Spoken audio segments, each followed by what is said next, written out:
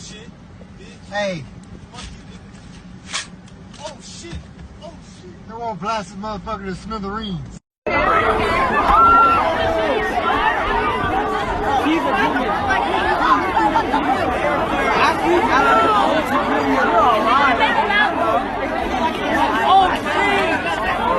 What the fuck is that, bro?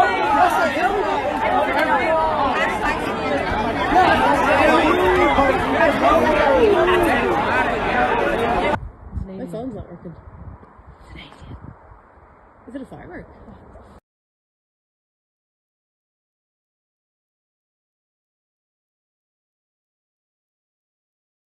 Porque María vivió eso una vez menos, ¿eh?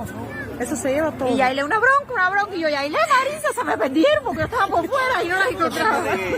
Que los muchachos me estaban llamando de la escuela, que si no había peligro para acá, que la escuela está todo el mundo asombrado con eso. Pepe me llamó, Pepe Eso es agua que está saliendo de arriba ahí, mira, para chuparlo para arriba. Para que llueva. ¿Viste eso, Eve? Pepe me llamó. Mira, está...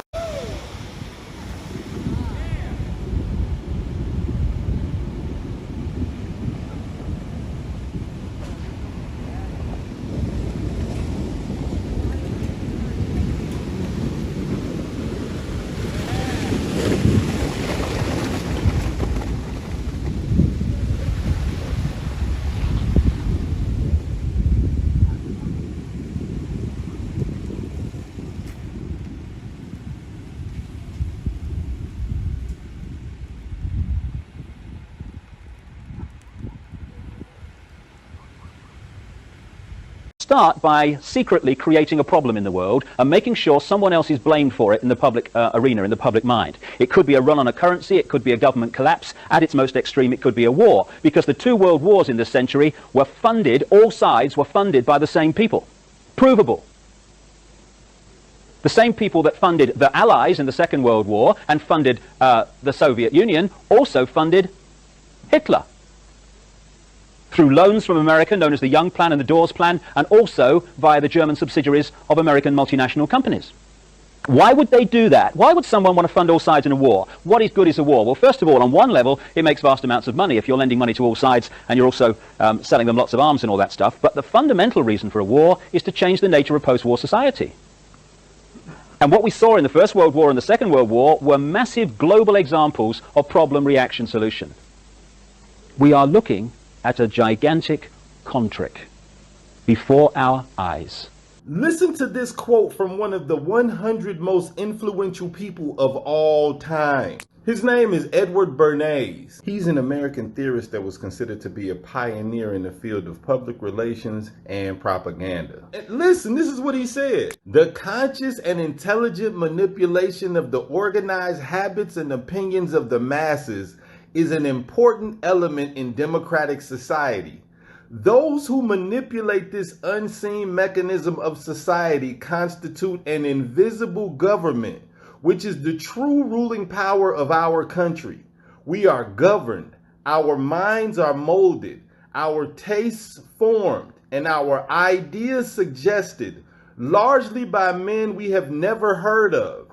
It is they who pull the wires that control the public mind.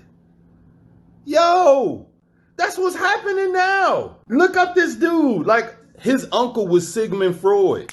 Bernays' impressive list of clients included General Electric, Procter & Gamble, the American Tobacco Company, media outlets like CBS, politicians such as Calvin Coolidge. The propaganda and manipulation runs so deep, I don't think most people would be able to comprehend or understand how deep it actually runs. I think that's why a lot of people just write shit off as lies or conspiracy or whatever, because it's so deep. It's so deep that it's almost not believable. Those that know take action, and those that don't doubt everything and do nothing. If you want to know how stupid hospitals think you are, watch this video till the end. If you've seen my pricing transparency video, you know that back in January, there was a requirement placed on hospitals that they needed to publish the prices of their common procedures so the public could see. It is almost the end of August, and less than 10% of hospitals are compliant with this. But even more than that, look at this. This hospital put on their website, "We understand that we're required to publish our rates. We haven't invested our resources into this because it provides something that will only be useful to our competitors. We aren't in it for them. We're in it for you." Could you imagine going onto a car lot and being like, "Hey, I want to buy a car. Can you tell me the price?" And then they're like, "Well, we don't invest our resources into pricing out our cars because then the guy down the street might see our prices and try to sell you a cheaper car. So instead, just buy the car and I'll tell you the price afterwards because I care about you." And for the hospitals who are posting their prices, check this out. A colonoscopy common procedure. At this hospital, if you are paying out of pocket, you will pay an average of $1,400. But wait, for the same colonoscopy at a similar facility, if you are paying out of pocket, you will pay an average of $14,000. Now, do you think that this facility is sticking that camera up your butt so much better than the other facility that they get to charge you $13,000 more? No! Patients are going into crippling debt.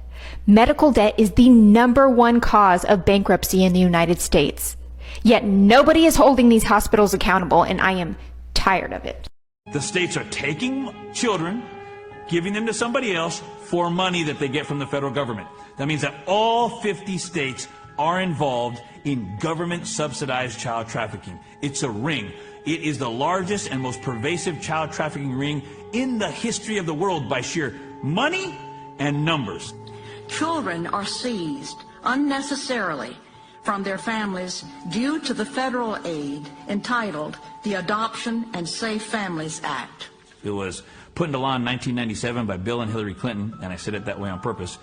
And it is a law that literally steals money from the Social Security Fund and gives this money to the states in order to incentivize them to kidnap babies. To receive the adoption incentives or bonuses, local CPS must have more children. They must have more merchandise to sell. Every child, once you've added it all up, is worth approximately $1 million to the state. But we've been told that this is a $60 to $80 billion a year industry, meaning the federal government is taking $80 billion a year and giving that money to all of the 50 states to kidnap children. Parents are victimized by the system that makes a profit for holding children longer and bonuses for not returning children to their parents. But their own statistics state that 83% of all children who are taken by CPS, Child Protective Services, are for unsubstantiated allegations, meaning never should it have happened in the first place. So that imagine anything else in the world where you know you get it wrong 83% of the time and you admit it, but you just keep doing it.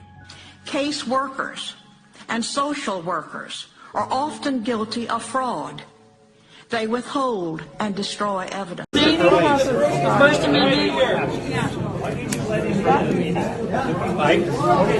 He has been involved this whole time. And this is what He doesn't on him. they've actually removed. You don't want to see. You don't want to see.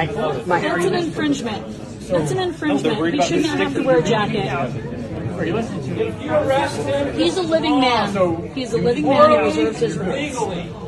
Or this is my case, like, And then we're going to be cited and other things. We're in a recess. The meeting is disrupted. That's right. The 5 minutes is over. Okay, your decision. It's recess right now. It's recess. You want to be arrested? Or you want to be arrested? Pretty good? Yeah, why? Because you're filming a crime scene investigation. And I'm just filming in public. And you are involved. I'm not involved with anything. I'm sitting right here. Sir, I need your ID. I refuse to give you my ID. Hey. Easy now. Let go.